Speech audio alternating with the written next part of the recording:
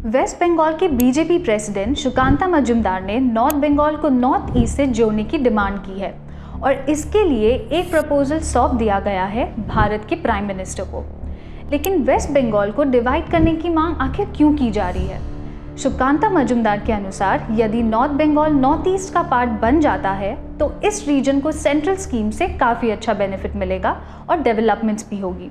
যদি নর্থ ইস্টের সাথে উত্তরবঙ্গ যুক্ত হয়, উত্তরবঙ্গ পশ্চিমবঙ্গের অংশ হিসেবে নর্থ ইস্টের সাথে যদি যায়, তাহলে পরে স্বাভাবিকভাবেই উত্তরবঙ্গে কেন্দ্রীয় যে প্রকল্পগুলো আছে সেই প্রকল্পের টাকা অনেক বেশি পরিমাণে পাওয়া যাবে এবং তার সাথে সাথে এই এলাকা অনুন্নত এবং এই এলাকার উন্নয়ন হবে এবং আমার মনে হয় রাজ্য সরকারেরও এতে বাধা থাকবে না বা রাজ্য সরকারের সহযোগিতা আমরা পাবো।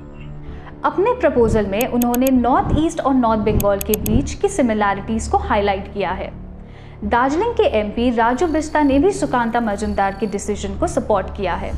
वहीं दूसरी ओर इसके कुछ दिन बाद ही 5 अगस्त 2024 को वेस्ट बंगाल असेंबली में टीएमसी और ऑपोजिशन पार्टी बीजेपी दोनों के बीच सहमति से राज्य को डिवाइड करने के किसी भी प्रयास के खिलाफ रेजोल्यूशन पास किया जाता है। ये खबरें आपके मन में कई सवाल पैदा कर सकती है कि क्या वेस्ट बंगाल का होगा विभाजन? क्या आने वाले दिनों में नॉर्थ बंगाल एक सेपरेट स्टेट बन पाएगा? क्या बीजेपी बंगाल को डिवाइड करने का प्लान कर रही है? अगर ऐसा है तो क्या रूलिंग पार्टी टीएमसी ऐसा होने देगी? अगर नॉर्थ बंगाल डिवाइड होता है तो 100 साल पुरानी गोरखालैंड डिमांड का क्या होगा? क्या नॉर्थ बंगाल के लोग सेपरेट स्टेटहुड की डिमांड का समर्थन करेंगे? अगर विभाजन होता भी है तो कौन से डिस्ट्रिक्ट्स इस नए राज्य का हिस्सा बनेंगे? इससे किसका फायदा होगा और किसका नुकसान? आइए इन सभी सवालों के जवाब इस वीडियो इस Bengal on the brink of division के माध्यम से जानने की कोशिश करते हैं।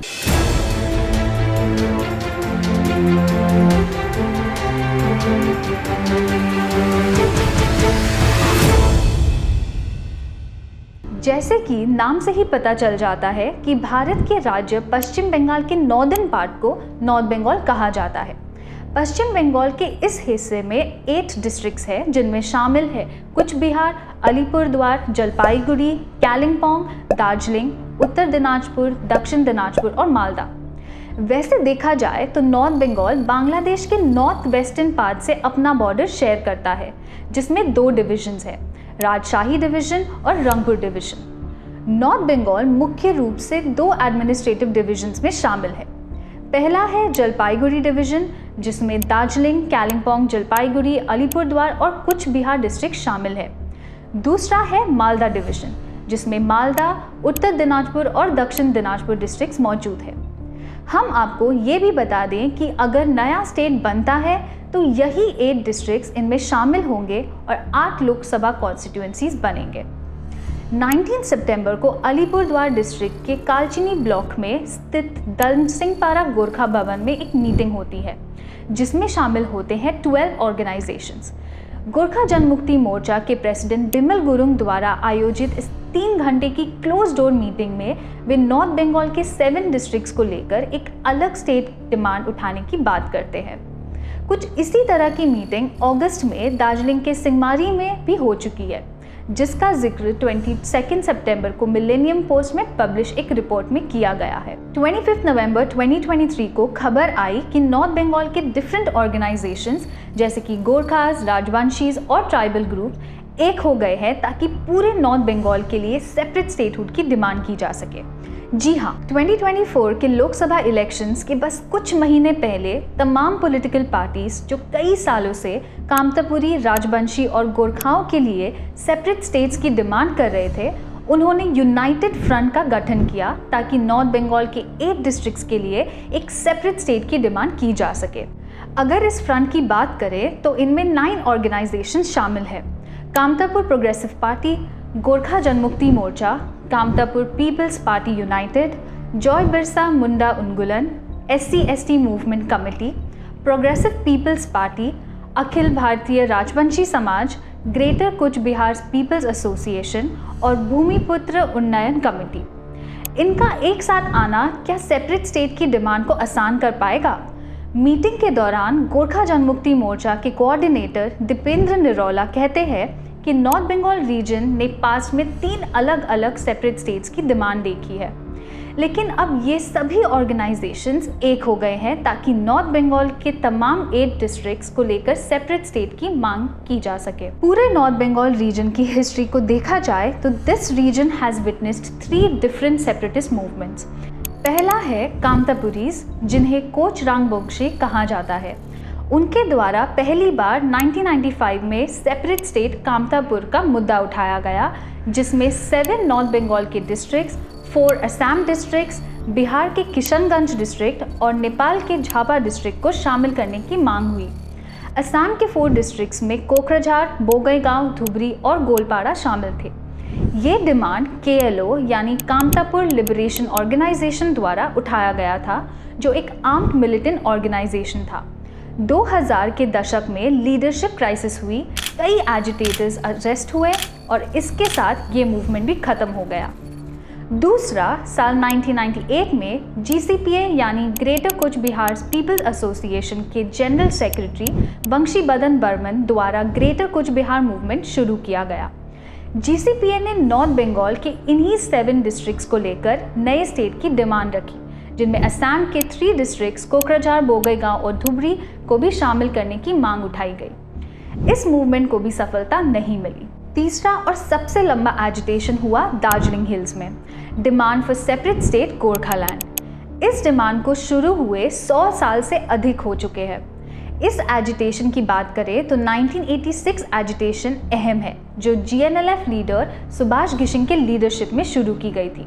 उसके बाद GNLF के ऑपोजिशन के रूप में जब बिमल गुरुंग उभर कर निकले तो 2007 से एजिटेशन ने फिर एक नया रूप लिया। 2007 से 2017 के बीच ये एजिटेशन अपने पीक पर था और 2017 में 105 दिन के लंबे एजिटेशन, जिसमें दार्जिलिंग हिल्स पूरी तरह बंद थी, उसके बाद से ये मूवमेंट पिछले कुछ सालों से शांत है। अब बात आती है कि नए स्टेट की आखिर क्यों ज़रूरत है।